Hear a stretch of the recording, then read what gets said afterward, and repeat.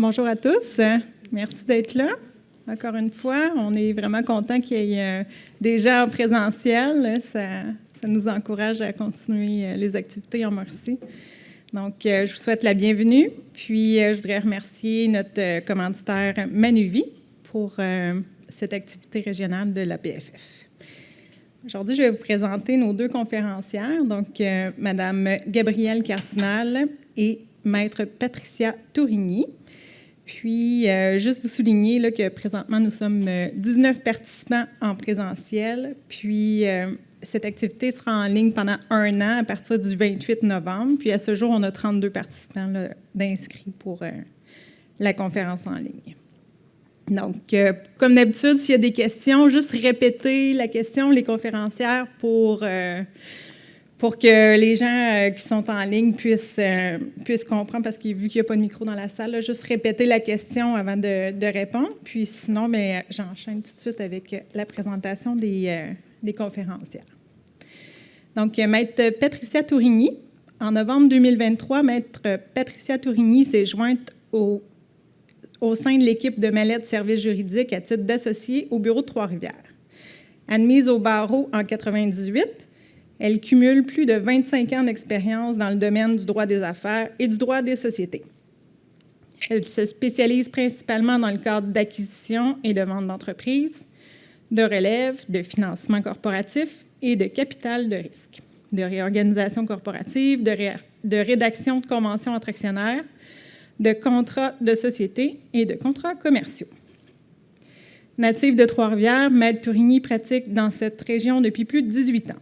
Elle est reconnue auprès de la communauté d'affaires trifluvienne pour son professionnalisme, sa rigueur juridique, ainsi que son dévouement et sa fidélité envers sa clientèle. Madame Gabrielle Cardinal est associée chez Mallette au sein du département de fiscalité du bureau de Trois-Rivières. Elle œuvre principalement en matière de réorganisation corporative canadienne et en planification fiscale pour les propriétaires d'entreprises. Elle conseille également les clients quant à la mise en place de leur planification successorale et testamentaire. Comptable agréée de formation, elle a complété sa maîtrise en fiscalité à l'Université de Sherbrooke en 2009 et elle est membre de l'Ordre des CPA du Québec. Donc, je vous laisse la parole pour la suite. Merci.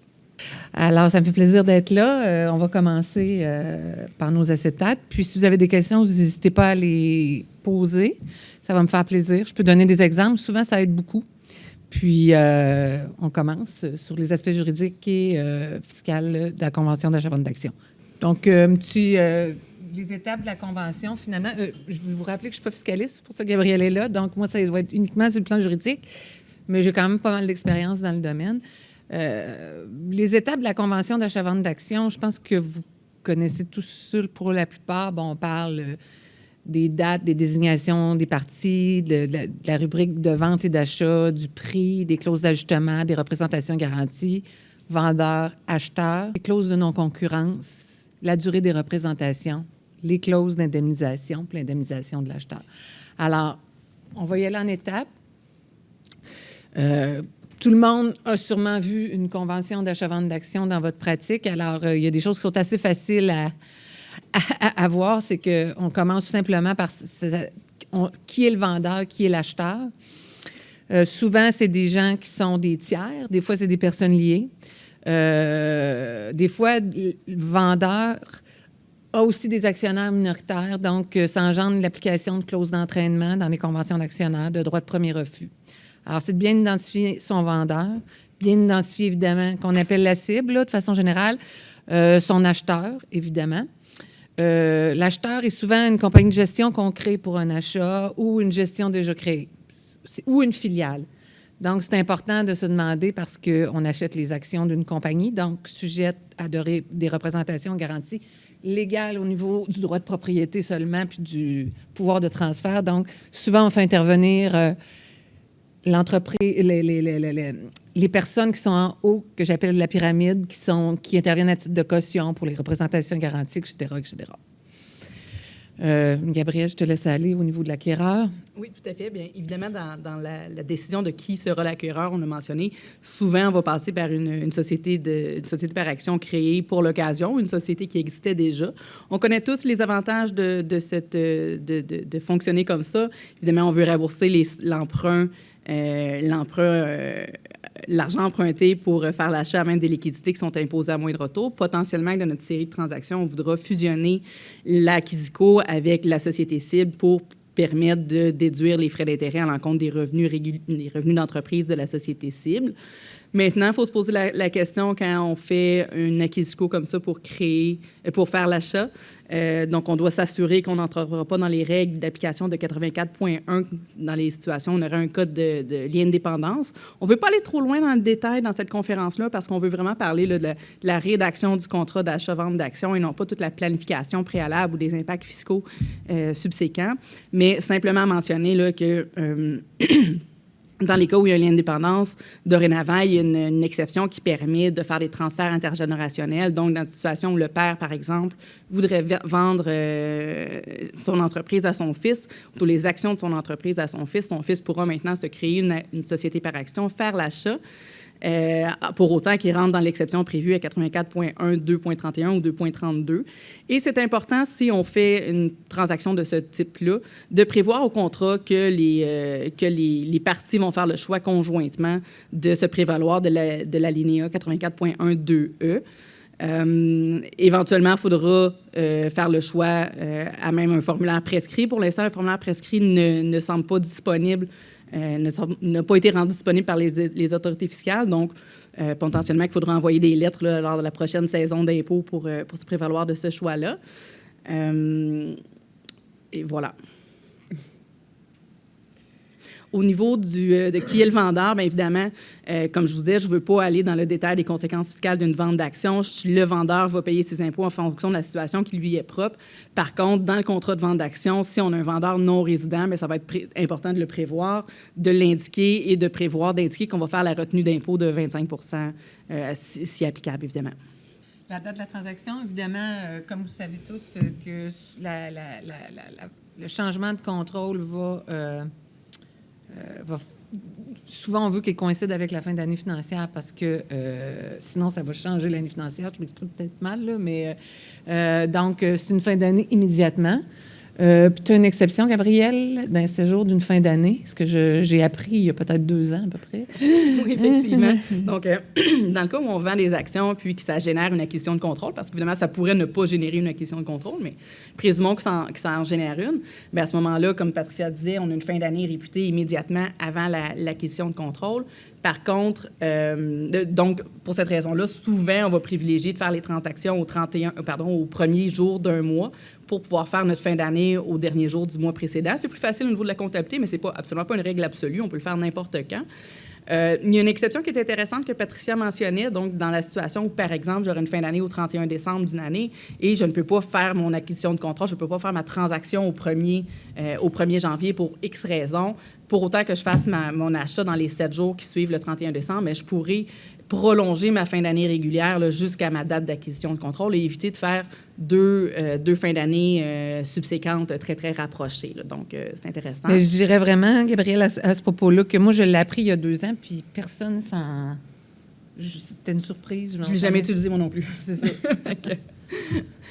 Donc, lorsqu'on décide de notre date de transaction, il y a évidemment un paquet de considérations non fiscales, que ce soit au niveau là, de la saisonnalité de l'entreprise, que ce soit au niveau de la disponibilité des parties pour signer les documents. Donc, il y a plein de choses pratico-pratiques.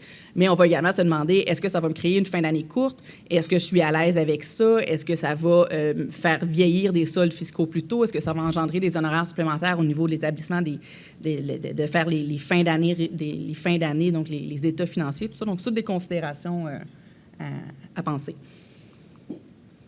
Bon, on va aller plus à l'étape 2, vente et achat d'actions. Dans le fond, c'est la vente par le vendeur des actions qu'il détient dans sa société ou les vendeurs, puis l'achat par l'acheteur des actions. À ne pas confondre avec, je veux juste faire avec une vente d'actifs où on achète directement les actifs qui sont à l'intérieur d'une société, ce qu'on fait de moins en moins souvent, pour des considérations fiscales, entre autres. C'est ça. Le prix d'achat, c'est simple. C'est un prix d'achat, c'est la considération. Donc, comment on calcule la valeur des actions. La JVM, lorsque les personnes, c'est important pour les personnes qui ont un lien de dépendance de bien la déterminer. Bien, effectivement, quand on est dans une situation où on a des parties non liées ou qui n'ont aucun lien de dépendance, donc aucun avantage à établir une valeur trop basse ou trop haute, à ce moment-là, bien, on présume que ça va être la juste valeur marchande sans problème. C'est issu d'une négociation. Par contre, lorsqu'on a des transactions avec des personnes liées, par exemple des parents, enfants, des conjoints, des choses comme ça, il faut faire attention et s'assurer qu'on utilise la juste valeur marchande. La détermination de la contrepartie, donc, c'est la valeur qu'on va attribuer à la contrepartie, c'est-à-dire le prix d'achat. Cette contrepartie-là n'est pas nécessairement juste en argent, comme elle peut être en actions, elle peut être sous forme de billets. Souvent, quand c'est une acquisition par entière, c'est en argent, on s'entend. C'est un peu ça que la conférence vise aussi. Et souvent aussi, dans la contrepartie, tu as une clause d'ajustement, on en a parlé, mais tu peux avoir un complément de prix basé sur un earn-out, c'est-à-dire des objectifs à remplir au cours de l'année. Soit que c'est lié à un contrat, la garde de la clientèle, etc. Ça fait partie de la détermination de la contrepartie. Qui dit prix d'achat, bien, on parle aussi de modalité de paiement. La plupart du temps, c'est pas payé comptant, quoi que ça arrive. Donc, c'est quoi les modalités de paiement? Quel sera le prix comptant?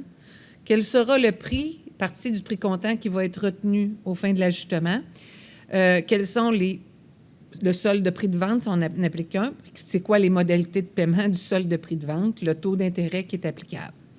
En cas d'application d'un solde de prix de vente, il faut toujours prévoir, surtout si on représente le vendeur, une garantie de paiement du solde de prix de vente, puis les clauses de déchéance du bénéfice du terme. Le Code civil prévoit certaines clauses de déchéance du bénéfice du terme, c'est-à-dire que le solde va être payable en entier s'il n'y a pas de versement de capital qui est fait à échéance, etc. Mais le Code civil ne prévoit pas tout. Exemple, les changements de contrôle de l'acheteur. On sait avec qui on fait affaire, on sait qui nous doit l'argent, mais s'il y a un changement de contrôle de cette personne-là, ça ne veut pas dire que ça nous intéresse qui nous doivent ce solde de prix de vente. Fait que ça, c'est un exemple de considération importante. La vente des actifs de la société, l'acheteur va recevoir un prix, peut prendre ça, faire ce qu'il veut. Bien, moi, je veux me faire payer mon solde. C'est des choses comme ça, par exemple. La faillite, etc., évidemment. Quelques mots sur les clauses d'indexation sur les bénéfices futurs là, que Patricia mentionnait qui pouvaient être incluses au contrat. Donc, le traitement fiscal est important d'être considéré lors de la rédaction ou la négociation de ces clauses-là. La règle de base, si on a une clause d'indexation sur les bénéfices futurs ou un earn-out, la règle de base, c'est que le vendeur va devoir inclure ces montants-là reçus dans ses revenus. Donc, il ne va pas profiter du traitement préférentiel du gain à capital. Donc, c'est évidemment désavantageux pour lui versus avoir vendu ses actions un petit peu plus chères. Donc, les autorités fiscales permettent d'utiliser la méthode du recouvrement de coûts pour éviter cet inconvénient-là. Donc, de manière administrative, les autorités fiscales prévoient qu'on peut utiliser ça. Il y a des conditions extrêmement précises pour y avoir accès. Donc, ce sont les suivantes. Le vendeur et l'acheteur ne doivent pas avoir de lien de dépendance. Le vendeur doit être un résident du Canada. Ensuite, le gain à la vente des actions doit être clairement de nature capitale. Et il faut être raisonnable de conclure qu'on a négocié cette clause-là parce que l'acheteur et le vendeur étaient en désaccord quant à la valeur de l'achalandage ou de l'écart d'acquisition au moment de la vente. Donc, le vendeur souhaite évidemment maximiser son prix de vente et dit la société cible peut atteindre tel résultat, je demande un prix plus élevé. L'acheteur dit finalement, bien, prouve-moi-le puis je te donnerai l'argent. C'est à peu près ça. La clause pour pouvoir bénéficier de la méthode de recouvrement de coûts doit avoir une durée maximale de 5 ans qui suit 5 ans suivant la fin d'exercice de la société cible au cours de laquelle la transaction de vente des actions a eu lieu. Dernière condition, bien, le vendeur doit envoyer le contrat ainsi qu'une lettre aux autorités fiscales afin de demander que la méthode de recouvrement de coûts s'applique. Donc, ce n'est pas automatique que ça va être octroyé. Il faut vraiment rencontrer toutes ces conditions-là et en faire la demande. l'effet de cette méthode-là, dans le fond, l'avantage, c'est que contrairement à la méthode, à la règle de base selon laquelle le vendeur va s'imposer sur ce montant-là comme un revenu, mais le vendeur va pouvoir réaliser un gain capital. C'est-à-dire que le vendeur va réduire le PBR des actions vendues au fur et à mesure que les montants de la clause, de la contrepartie conditionnelle vont être encaissés, ce qui va générer du gain en capital. Donc, dans une situation où on a un vendeur qui a un faible coût ou un faible PBR sur ses actions, automatiquement, toute somme reçue subséquemment va être considérée comme un gain en capital. Considérant qu'il y a quand même des conditions extrêmement précises pour pouvoir se prévaloir de cette clause-là, il peut arriver qu'on décide de faire une clause inversée, donc un reverse earn-out. Essentiellement, ce que ça veut dire, c'est que le contrat va être rédigé de manière différente. Le prix de vente des actions va tout de suite prévoir le plein montant. Par contre, il va y avoir un solde de prix de vente dont l'encaissement va être conditionnel à l'atteinte de certaines cibles. Il faut faire attention lorsqu'on rédige ce type de contrat-là, puisque c'est le vendeur va tout de suite s'imposer sur le gain capital sous réserve des règles de réserve pour gain capital dont je vais parler tout à l'heure. Donc, il va avoir tout de suite son gain capital. S'il y a des sommes qu'il n'encaissera pas, ça va générer une perte en capital. Et donc, on ne veut pas que ce soit des pertes sèches, on veut que ce soit une perte qui soit applicable contre le gain réalisé. Donc, il y a une simulation à faire là pour s'assurer là, qu'il va être en mesure de faire ça, de réduire son impôt. Je parle rapidement du solde de prix de vente au niveau fiscal. Ça peut être intéressant. Évidemment, premièrement, un solde de prix de vente peut faciliter la transaction, faciliter la négociation, tout ça, permettre de réaliser cette transaction-là. Le vendeur a quand même un certain avantage en ce sens qu'il peut reporter l'impôt, non pas indéfiniment, mais il peut le reporter sur une période de 5 ans maximum ou 10 ans maximum si on est en présence d'une situation de transfert intergénérationnel qui est admissible là, à la règle des 10 ans. Ça peut lui permettre également de réduire l'impôt minimum de remplacement, par exemple, occasionné par la vente. Il faut faire attention au niveau de la rédaction de la convention de vente d'actions. On ne voudra pas se retrouver avec on veut vraiment se retrouver avec un solde de prix de vente et non pas, par exemple, un billet à demande qui ne permettrait pas au vendeur de réclamer cette réserve-là. Maintenant, au niveau de la négociation et de la rédaction, ça va être extrêmement important de faire la simulation et s'assurer que même si mon vendeur peut étaler dans une certaine période de temps la réalisation de ce gain capital-là, donc les impôts qui en découlent, il faut qu'il y ait accès aux liquidités nécessaires pour payer ces impôts-là. Donc, si on a une situation où on a un solde de prix de vente qui va être payable seulement dans 10 ans, situation extrême, on s'entend que les impôts découlant de la vente vont quand même être payés avant. Donc, ça peut être une situation problématique. Donc, c'est à prendre en compte au moment de la rédaction et de la négociation. Étape 4, les dispositions d'ajustement et des états financiers de clôture. Pourquoi on a ces dispositions-là? C'est qu'on établit un prix de vente en fonction d'états financiers qu'on a vus dans notre vérification diligente, des derniers états disponibles, si je ne me trompe pas.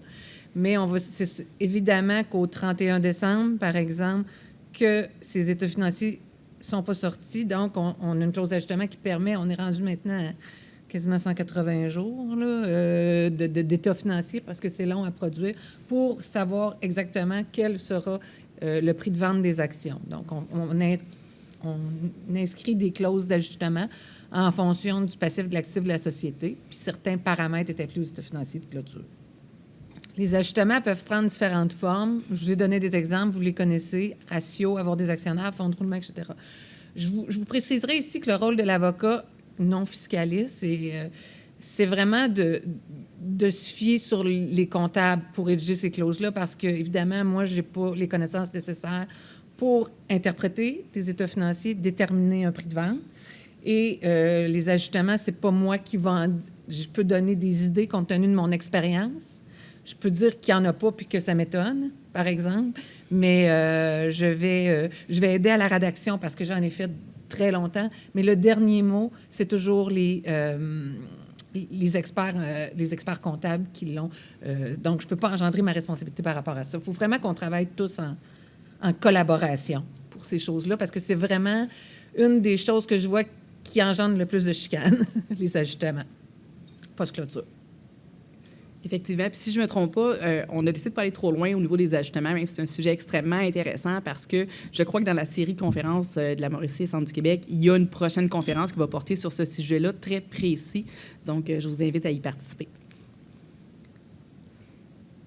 Les états financiers de clôture permettent, je pense que je me répète, là, d'avoir un portrait précis de la situation financière de la société visée par l'achat à la date précise de l'achat et de la vente des actions et de calculer les ajustements qui sont convenus à la convention d'achat-vente d'actions.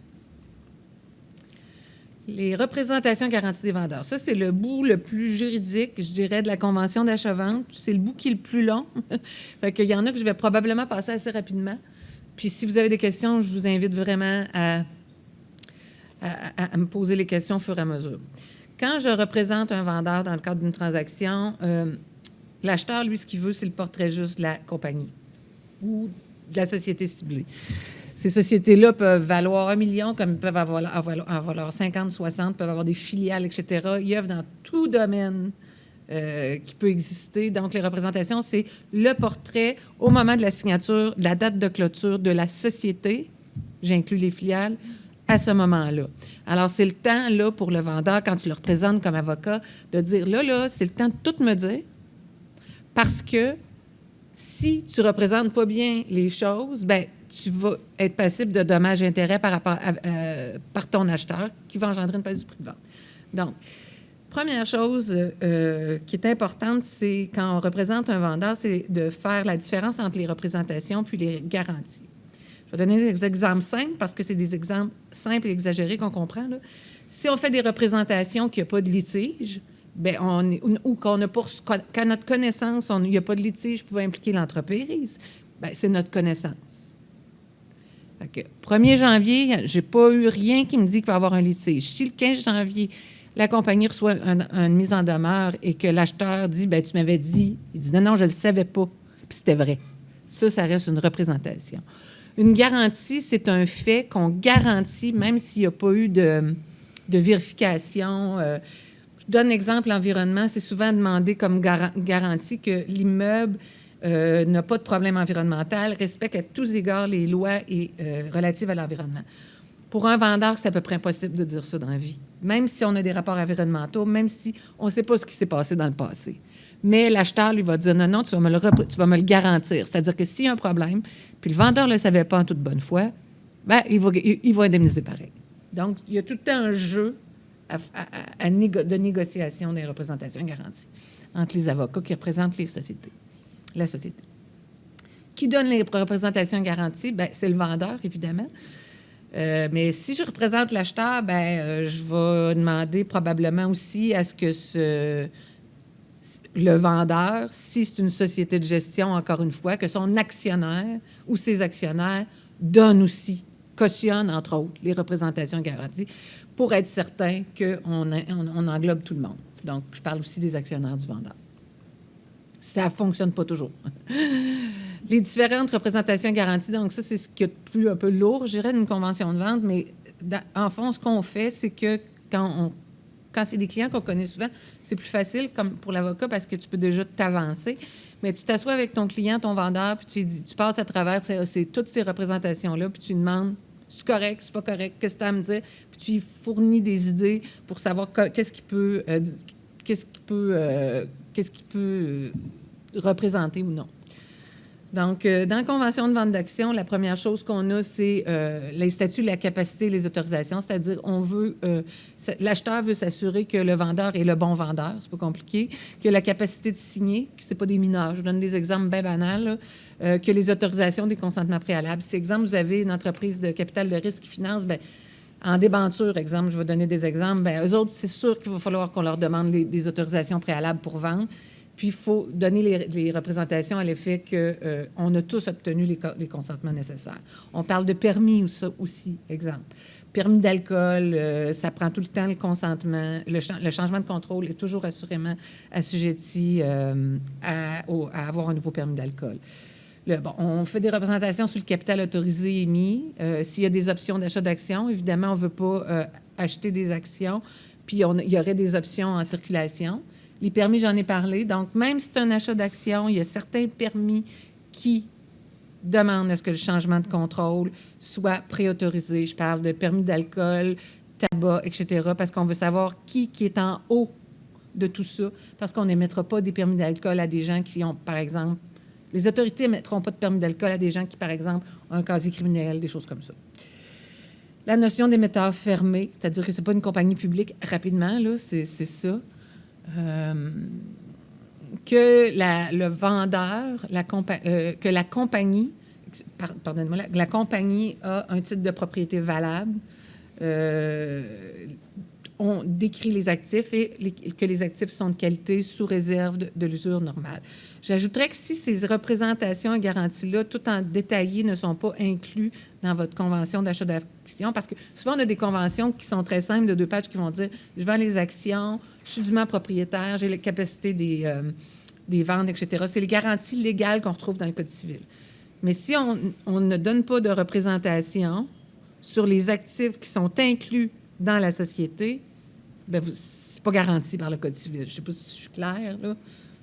Donc, si on ne donne pas une garantie expresse à l'égard des biens-là, actifs il y en a qui pas. sont détenus dans la société, il n'y en a pas. OK? On va donner des représentations et garanties sur l'exactitude à tous égards des livres et registres. C'est-à-dire que quand les gens ont fait leur vérification, les bureaux ont fait leur vérification diligente préalable, ils ont eu accès à des livres et registres comptables, des livres des procès-verbaux, des registres de toutes sortes, des employés, etc. On leur représente que ça, c'était exact et qu'il ne manquait rien.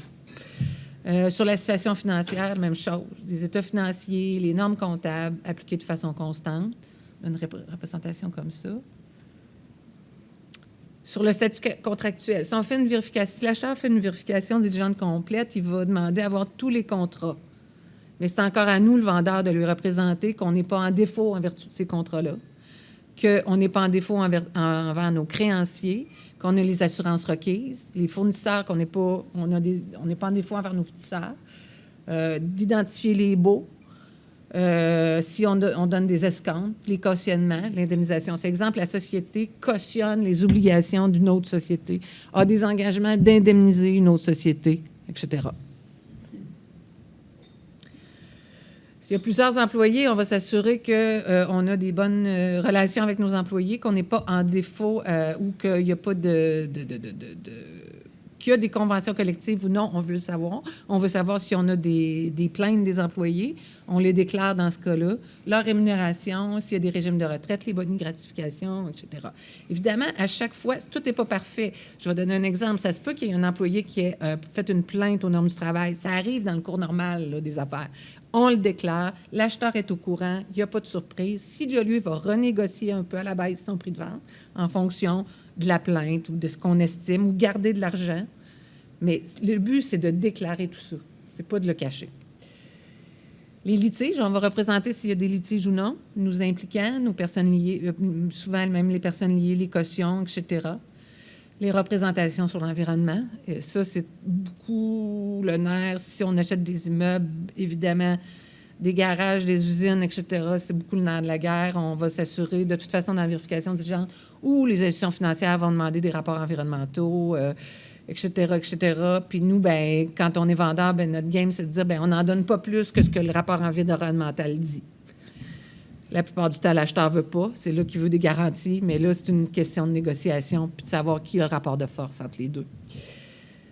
Les impôts, les taxes, ben, on dit qu'on a payé toutes nos sommes qui sont dues puis qu'à notre connaissance, il n'y aura pas de problème avec l'impôt. Mais souvent, ça se peut qu'on soit révisé, mais il y a des ajustements en fonction de ça.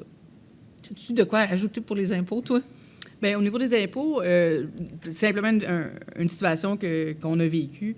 Il y avait eu un contrat de vente d'actions, puis la représentation, puis la garantie qui était donnée, ou la compensation, quand s'il y avait une cotisation supplémentaire qui n'était pas prévue, ça devait étrangement être le vendeur qui remboursait la société et non pas l'acquéreur. Donc, ça faisait une espèce de...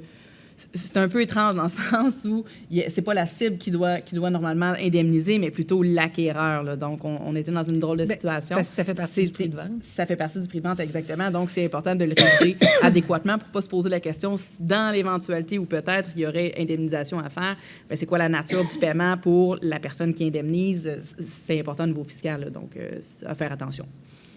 Il faut comprendre aussi, à un moment donné, je m'étais cassé la tête dans le sens où souvent on achète via une gestion qu'on va créer, puis qu'ils vont fusionner le même jour avec son actionnaire principal. Puis là, je me dis, je vais faire je vais m'assurer que les représentations et garanties vont suivre s'il y a une fusion de l'acheteur, ça suit, c'est automatique. C'est la continuité. Une fusion, c'est la continuité. Donc, tous les droits qui sont souscrits envers toi-même, c'est la continuité, il n'y a pas de problème. Les autres, on donne des représentations. La dernière représentation concerne tout le temps les autres faits importants. En fait, c'est de dire, bien là, y a-tu quelque chose que tu as à me dire, toi, vendeur, que je devrais savoir, que tu ne m'as pas dit? C'est pas parce que je t'ai énuméré toutes ces représentations-là. Moi, c'est pas mon problème si tu oublies de m'en dire, mais là, c'est le temps de dire ce qui se passe, qu'est-ce qui est arrivé. Je vais vous donner un exemple. Je ne suis pas capable de radier une hypothèque dans un dossier parce que c'est détenu par la mère de mon client, la société de gestion de la mère de mon client, puis est en processus d'homologation d'un mandat code d'aptitude. Donc, en ce moment, l'hypothèque, elle reste là. Là, je dis, mais là, regarde, voici la situation, puis j'ai tout payé. Parce que l'hypothèque, elle suit le principal, c'est-à-dire la dette. Fait que, fais-toi-en pas. C'est des affaires comme ça, là, des fois qu'on oublie de mentionner, mais elle va être là, puis là, tu le dis au financier de l'acheteur, puis tu dis, non, inquiète-toi pas. Fait que c'est ça. Qu'on a fait des déclarations complètes, puis qu'il n'y a pas d'événements incertains. Il y a eu beaucoup dans les déclarations au cours des dernières années de déclarations quant à la COVID.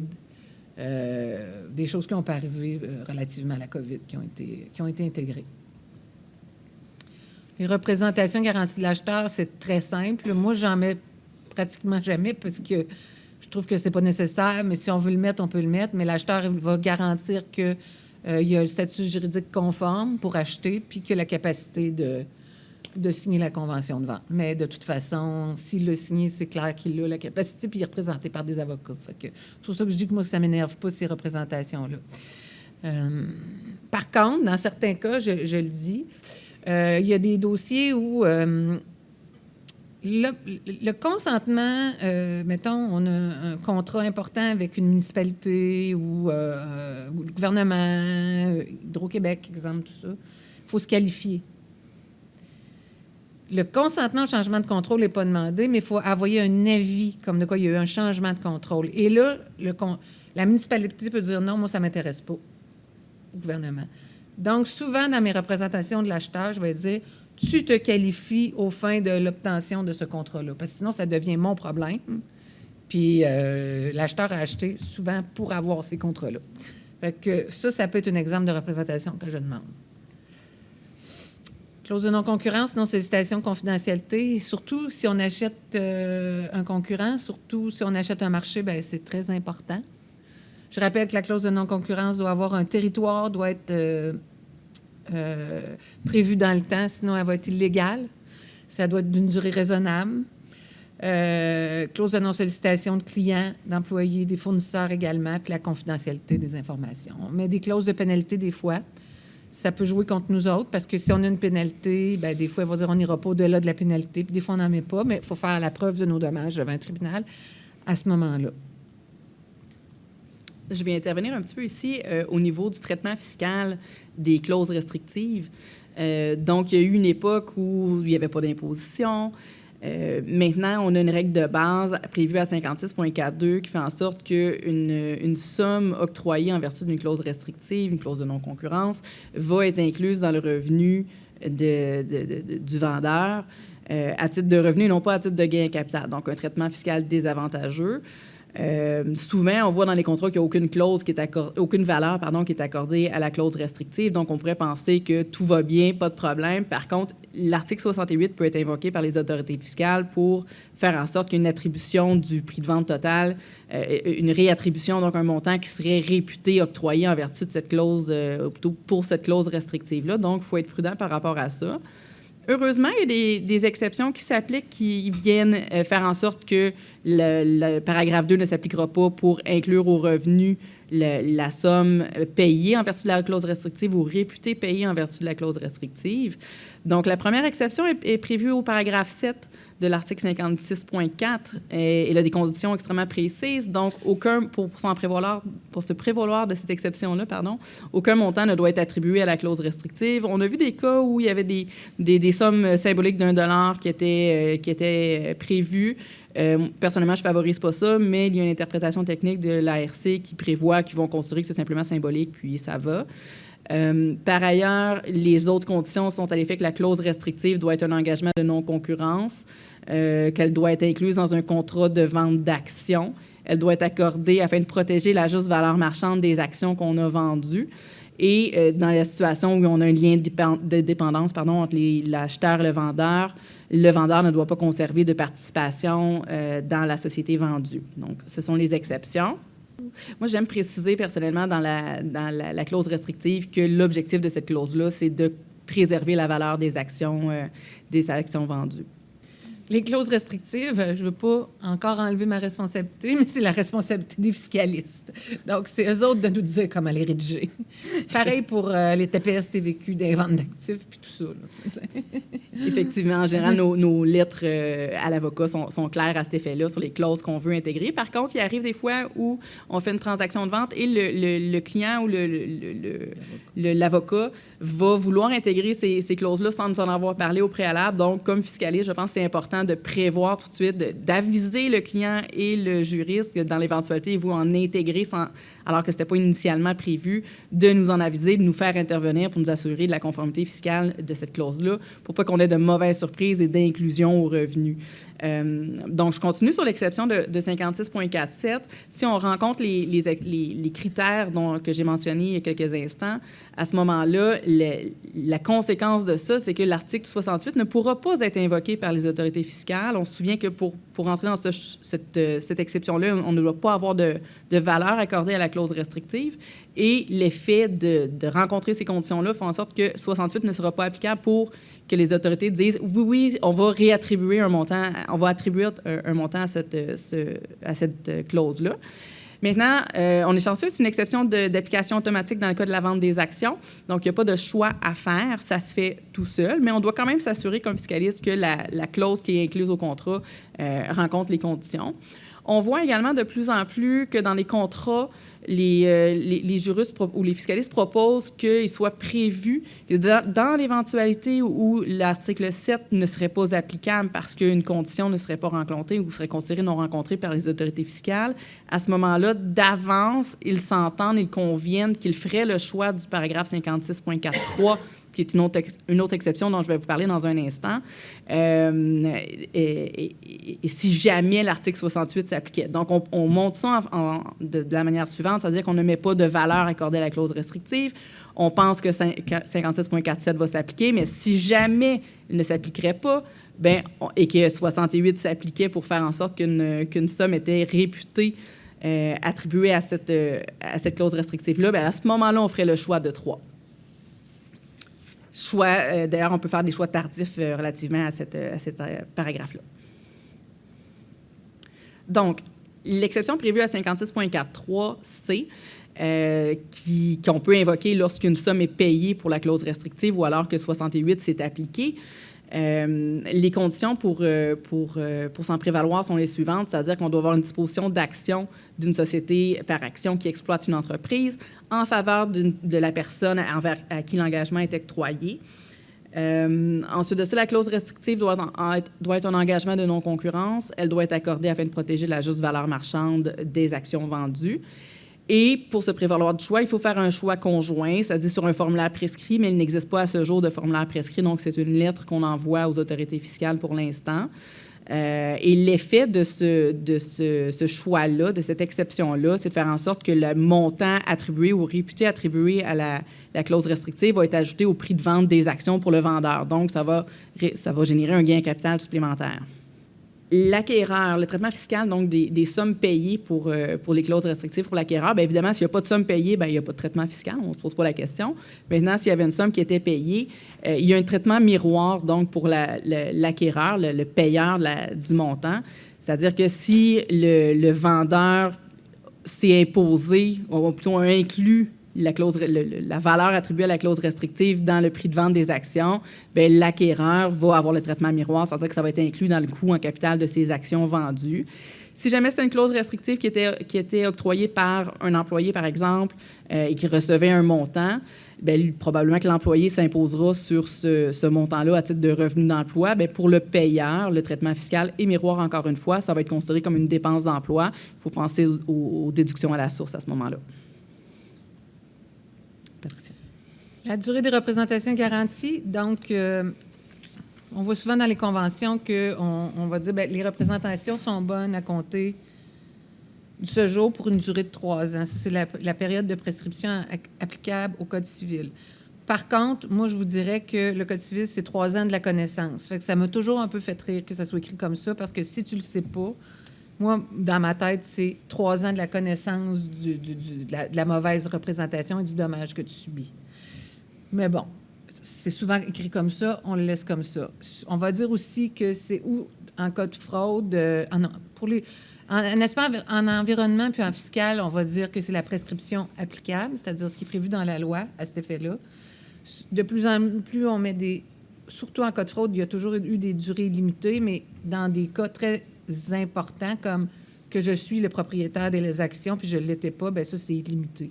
C'est-à-dire que c'est un préjudice énorme, là, si j'ai acheté les actions de quelqu'un qui n'était pas propriétaire. Donc, ça va être d'une durée limitée. La capacité que j'ai aussi. Fait qu'on voit ça de plus en plus. Mais comme je dis, moi, tout ce que je veux éviter, c'est des durées de 5 ans, 7 ans, qu'on a déjà vu, mais ça fait longtemps. Là. Ça n'avait pas d'allure. Alors,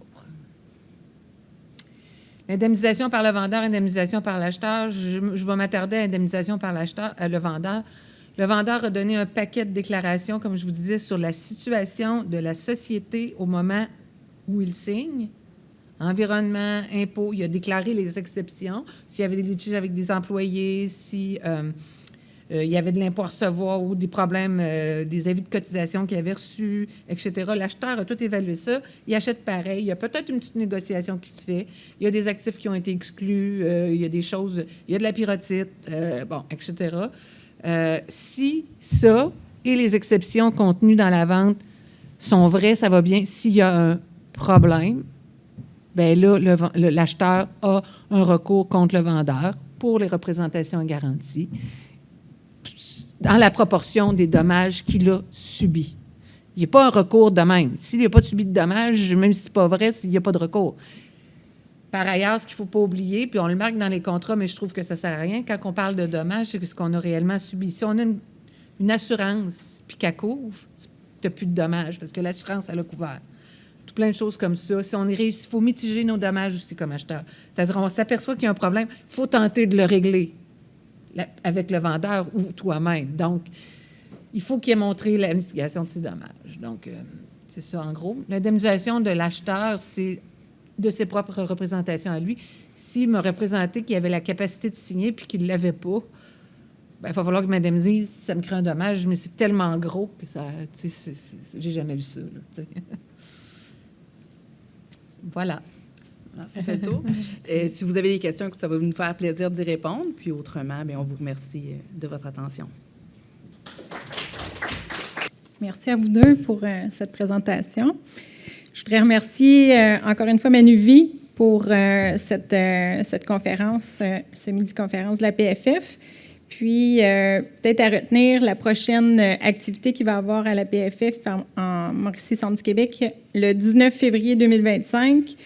Le sujet, ça va être les clauses de rajustement de prix de vente de la rédaction à l'application. Puis, nos conférenciers vont être M.